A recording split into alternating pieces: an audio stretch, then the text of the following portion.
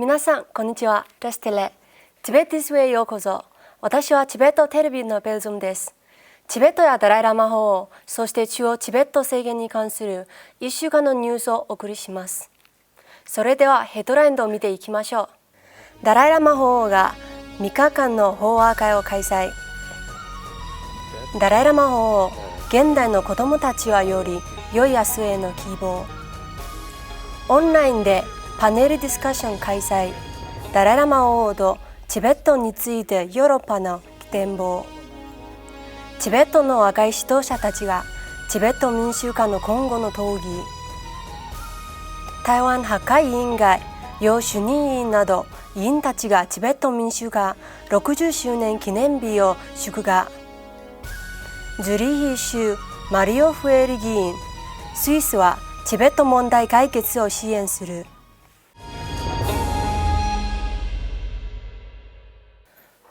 ダライラ魔王は先週金曜日、ギャルセ特命参謀の37の部殺の実践と J. ゾンカバの修行道の3要素の3日間にわたる法話会の最終日を迎えられました。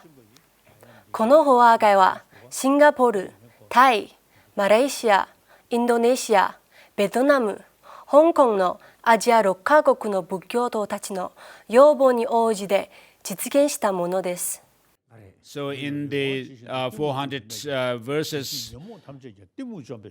it says, just as the physical faculty permeates all other faculties, likewise ignorance permeates all other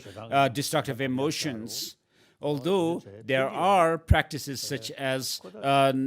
overcoming attachment through the meditation on the repulsive nature of a body and so forth, and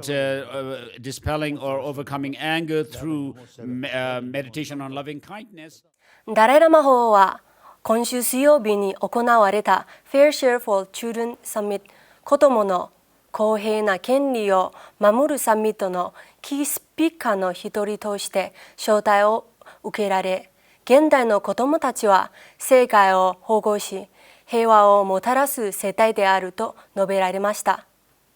また、ダライラ魔王は社会の貧富の格差について懸念を表明され、子どもたちのために社会的格差をなくしていくことが大切であり、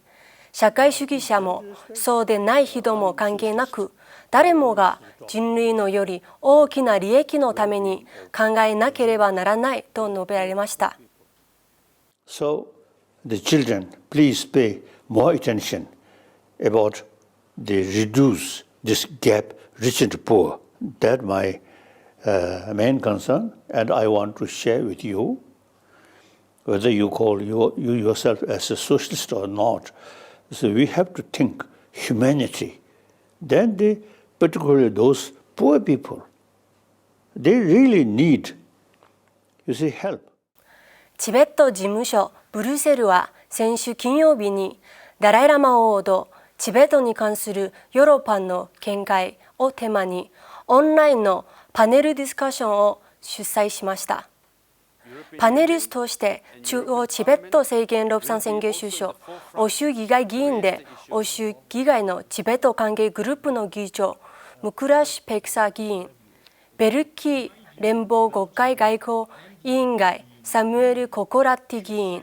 ダライラ魔王欧州連合代表タシ・プンゾク氏が参加しました。宣言首相は現在の国際地政学的なシナリオにおけるヨーロッパの役割について世界的な見方を示しました。We hope that the European Union and European Parliament will be also in the forefront to raise the issue of Tibet because His Holiness visited Strasbourg a few decades ago and he made this historic major speech which is called Strasbourg Proposal. When I went to Europe and even in Brussels, some people don't know that one of the most significant document which matters to Tibet is called Strasbourg Proposal, and many people in Brussels don't know about it. So I hope that interest and the support and awareness about Tibet in Europe will grow, and European parliamentarians and leaders like you will play a major role in making Tibet a priority as far as European Union is concerned. The European Parliament has clearly positioned itself and the EU to urge China to review its policies in Tibet. It calls to follow the laws and regulations to keep human rights over there and political rights of the people living in Tibet.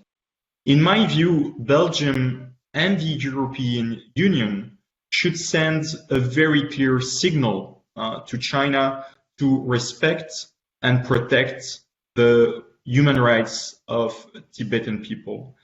Tibetan issue is unlike other political issues or international or commercial issues, is the issue of truth and justice. And for that, I think we have received enough and proper attention from the European countries. チベット民主化記念日、チベット事務所ロンドンがイギリスのチベット人コミュニティの協力のもと、ダライラマ法王に捧げるチベットの民主主義をテーマとするウェビナーを開催しました。チベット人の若い世代にチベットの民主主義についての認識を高めることを目的として、また中央チベット政権が2020年をダライラマ法王感謝年としたことから、今回のパネルディスカッションが行われました。パネルディスカッションでは、若い世代のチベット人が現在暮らす国の政治に参加することが大切であること、またチベット民主化記念日に若い世代のチベット人が参加することの責任や課題が話し合われました。台湾の破壊委員会の楊長人主任委員をはじめとする委員が、チベット事務所台湾が開催したチベット民主化記念日60周年の記念式典に出席し、ダライラマ法王感謝年を祝いました。式典の出席者を代表し、楊長人主任委員が過去60年間におけるチベットの民主化の発展に賛辞を述べ、破壊委員会の他の委員たちと共に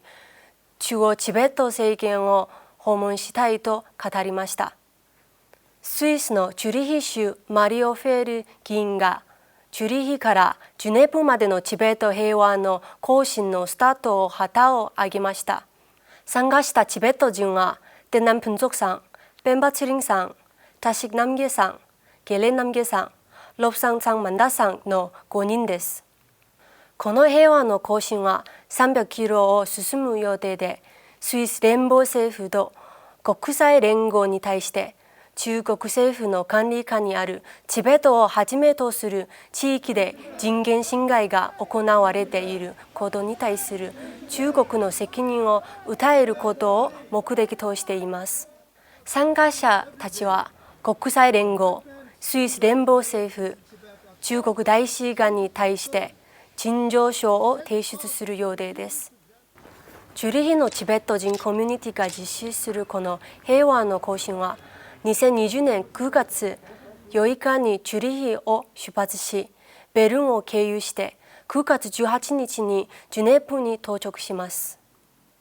今週のニュースはここまでです。次回またお会いしましょう。良い週末をお過ごしください。どうもありがとうございました。